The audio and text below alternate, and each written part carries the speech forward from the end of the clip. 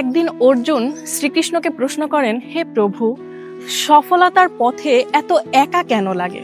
তখন ভগবান বললেন, অর্জুন, সহজ রাস্তায় ভিড় বেশি থাকে, আর এই একাকিত্ব বা কঠিন রাস্তায় বা সফলের রাস্তায় একাই চলতে হয়।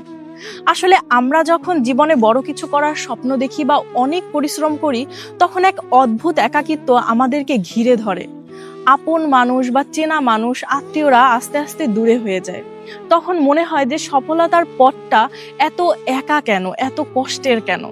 কিন্তু আসল সত্য তো এটাই, কাছের মানুষের ভিড় আপনাকে সাহস দেবে ঠিকই, কিন্তু আপনার আসল পরিচয়কে কেড়ে নেবে।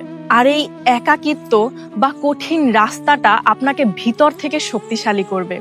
আপনি যখন এই একাকিত্ব রাস্তা পার করবেন বা কঠিন রাস্তা পার করে সফল হবেন, তখন নিজের পরিচয়টাকে শক্ত এবং মজবুত করতে পারবেন।